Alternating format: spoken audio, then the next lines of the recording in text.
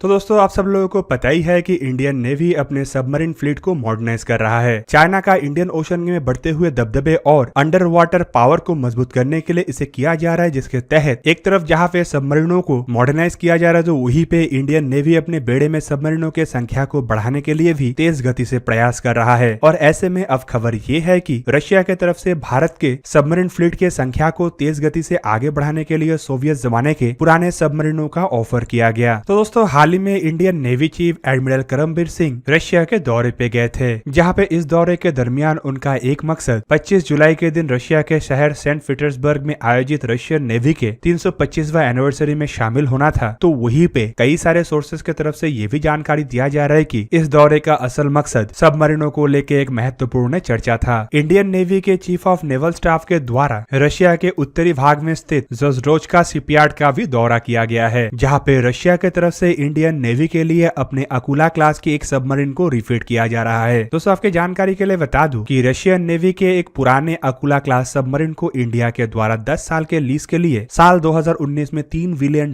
के एक समझौता हुआ और ये $3 बिलियन की लागत से इस सबमरीन को 72 महीने में रिफिट किया जाएगा और उसके बाद इंडियन नेवी को 10 साल के लिए लीज में दिया जाएगा, जिसे इंडियन नेवी में अकुला 3 के नाम से शामिल किया जाएगा, जबकि ये रशिया के द्वारा भारत को लीज में दिया गया दूसरा सबमरीन मतलब अकुला 2 को रिप्लेस करेगा, जिसे हाल ही में इंडियन नेवी के द्वारा रशिया को रिटर्न किया गया। दोस्तों पिछले महीने रशियन न्यूज एजेंसी तास में इसे लेकर एक रिपोर्ट जारी किया गया था, जहां पे जानकारी दिया गया था कि अकुला क्लास के इस सबमरीन को इंडियन नेवी को शायद 2026 के शुरुआती समय में हैंडओवर किया जाए। जबकि दिलचस्पी की बात यह है कि यही ज़ोज़्डोचका शिपयार्ड भारत को 3 किलो क्लास के कन्वेंशनल सबमरीनों को सिर्फ ₹1 टोकन मनी में ऑफर कर चुका है। शिपयार्ड के तरफ से इसे लेके इंडिया के navy chief admiral Karambir Singh के सामने एक प्रेजेंटेशन भी पेश किया गया है और जानकारी के मुताबिक शिपयार्ड के द्वारा इंडियन नेवी के लिए इन सबमरीनों को $250 मिलियन के रिफिट प्राइस के बदले दिए जाने का ऑफर किया गया। मतलब रशियन नेवी के ये सबमरीन भारत खाली रिपेयर और रिफिट करके ही अपने नेवी में शामिल कर सकता है। दोस्तों इससे पहले भी रशिया और भारत के बीच में ऐसे मॉडलों में हथियारों का डील हो चुका है। 2004 में जब भारत द्वारा रशिया से एडमिरल गोश्कोव क्लास के एयरक्राफ्ट कैरियर मतलब INS विक्रमादित्य को खरीदा गया था, तब भी इस मॉडल को फॉलो किया गया था। उस दरमियान भी भारत द्वारा $2 बिलियन से भी अधिक लागत में रशिया से एडमिरल गोश्कोव क्लास के एयरक्राफ्ट कैरियर को रिफिट करके अपने नेवी के लिए INS विक्रमादित्य के रूप में खरीदा गया। 200 किलो क्लास के सबमरीन असल में सबसे अधिक मात्रा में इंडिया के द्वारा इस्तेमाल किए जाने वाले सबमरीन हैं। इंडिया में इन सबमरीनों को सिंधु घोष क्लास के सबमरीन के नाम से जाना जाता है और इंडिया ने इन सबमरीनों को सोवियत यूनियन से 1986 में खरीदा था और साल 2000 तक इन सबमरीनों को इंडियन नेवी के बेड़े में शामिल किया गया। ओरिजिनली इंडिया के द्वारा टोटल ऐसे 10 सबमरीनों को अपने बेड़े के लिए खरीदा गया था, लेकिन अब ये नंबर घट के 8 में पहुंच गया, जिनमें से एक सबमरीन 2013 में एक हादसे का शिकार बन गया था, जिस वजह से उसे बाद में इंडियन नेवी के बेड़े से डिकमीशन किया गया। जबकि पिछले साल ही एक सबमरीन को इंडिया द्वारा रिफिट करके म्यांमार के हवाला किया गया और अब खबर ये भी है कि शायद इस साल सबमरीन की संख्या 8 से घट के 7 तक पहुंच सकता है, क्योंकि इस क्लास के और एक सबमरीन शायद इस साल डिकमीशन किया जाए। रशिया के ये ऑफर इंडियन नेवी के लिए आने वाले समय में एक ऐसा ऑप्शन के रूप में आगे आ सकता है जो इंडियन नेवी के घटते हुए अंडर वाटर स्ट्रेंथ को मजबूत कर सके। देखा जाए तो इंडियन नेवी के अंडर वाटर स्ट्रेंथ का रिक्वायरमेंट के तुलना में फिलहाल सर्विसेबल अंडर वाटर एसेट काफी कम है। रिपोर्टों के मुताबिक इंडियन नेवी के रिक्वायरमेंट कम से कम 18 SSK मतलब डीजल इलेक्ट्रिक अटैक सबमरीन का है और कम से कम 6 SSN मतलब न्यूक्लियर पावर अटैक सबमरीनों का है। वही वे फिलहाल इंडियन नेवी के बेड़े को देखा जाए तो 14 SSK मतलब डीजल इलेक्ट्रिक सबमरीन है और एक भी SSN मतलब न्यूक्लियर पावर अटैक सबमरीन फिलहाल इंडियन नेवी के बेड़े में नहीं है। जबकि इस दशक को अगर देखा जाए तो माना जा रहा है कि इस दशक में इंडियन नेवी को सिर्फ 3 ही कन्वेंशनल सबमरीन मिलेगा, जबकि इस दशक में इंडियन नेवी के बेड़े से कम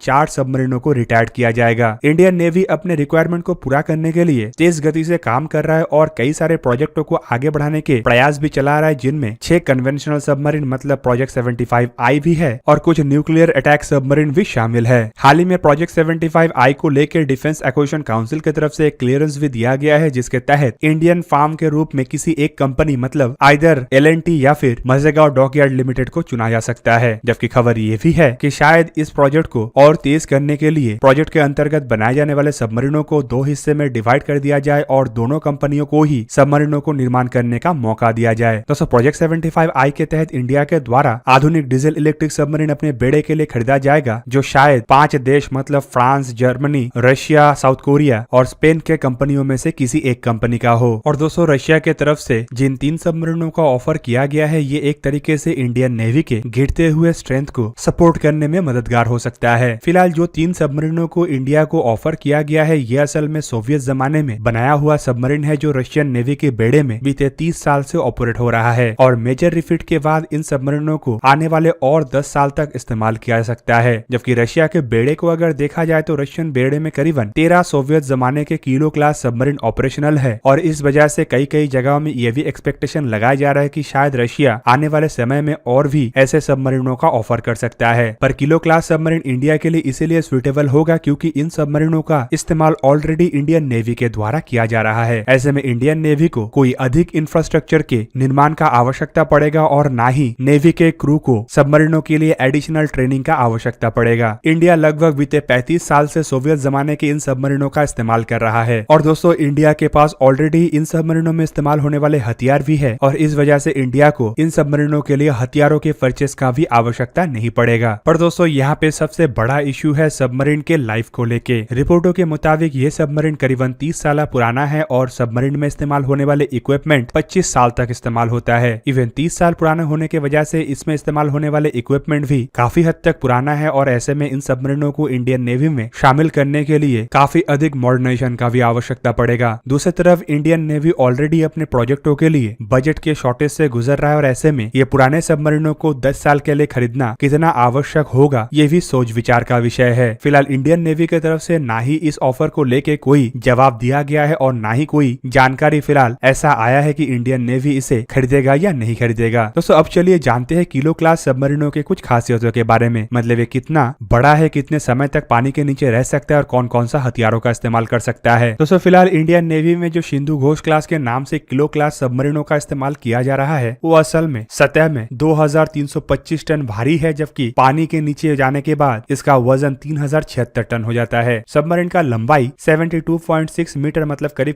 238 फीट के आसपास है, जबकि इसका चौड़ाई 9.9 मीटर मतलब करीब 32.5 फीट है। वहीं पे सबमरीन का ड्रॉट करीबन 6.6 मीटर या 21 फीट 8 इंच के आसपास है। और ये सबमरीन 2 डीजल इलेक्ट्रिक मोटर के इस्तेमाल से ऑपरेट होता है, जिसमें से हर एक मोटर का क्षमता 2722 किलोवाट या फिर 3650 हॉर्स पावर के आसपास है। इसके अलावा सबमरीन में एक 5900 एचपी के मोटर भी है और 204 एचपी के ऑक्सिलरी मोटर है। इसके अलावा एक 130 एचपी के इलेक्ट्रॉनिक स्पीड मोटर भी है। इन सभी मोटर का इस्तेमाल करके ये सबमरीन करीब 11 नॉट्स के रफ्तार से समुद्र के सतह के ऊपर तैर सकता है, जबकि समुद्र के नीचे ये 19 नॉट या फिर 35 किलोमीटर पर आवर के रफ्तार से ट्रैवल कर सकता है। सबमरीन के ऑपरेशनल रेंज करीब 6000 माइल या फिर 9700 किलोमीटर के आसपास है और ये पानी के नीचे करीब 3 नॉट के रफ्तार से 640 किलोमीटर की दूरी तक तय कर सकता है। दूसरी तरफ ये सबमरीन पानी के गहराई में कम से कम 300 मीटर या फिर 980 मीटर के गहराई तक जा सकता है और ऐसे सबमरीन को ऑपरेट करने के लिए कम से कम 58 क्रू मेंबर का आवश्यकता पड़ता है, जिनमें 13 ऑफिसर्स होते हैं। दोस्तों, हथियारों को देखा जाए तो इस सबमरीन से रशियन निर्मित क्लब एस सीरीज के मिसाइलों को दागा जा सकता है, जबकि इसके अलावा सबमरीन में टॉर्पेडो ट्यूब भी है, जिनके द्वारा 533 मिलीमीटर के टाइप 5365 टॉर्पेडो को दागा जा सकता है। ये torpedo basically anti submarine active passive homing torpedo है, जबकि इन टॉर्पेडो ट्यूबों के द्वारा DM-1 नेवल माइनों को भी लॉन्च किया जा सकता है। कुल मिला के ये सबमरीन 30 साल पुराना होने के बावजूद इंडियन नेवी में एक बेहतरीन रोल में इस्तेमाल हो रहा है, जबकि इंडियन नेवी को फिलहाल बड़े आकार के न्यूक्लियर सबमरीनों के साथ साथ काफी आधुनिक एयर इंडिपेंडेंट प्रोपल्सन सिस्टमों से लैस डीजल इलेक्ट्रिक सबमरीनों का आवश्यकताएं है। तो दोस्तों, ये था आज का वीडियो। अगर आपको वीडियो अच्छा लगा तो लाइक कीजिए और मेरे चैनल को सब्सक्राइब कीजिए और साथ में बना हुआ बेल आइकन को भी प्रेस कर दीजिए ताकि आप मेरा वीडियो देख पाए सबसे पहले। जय हिंद।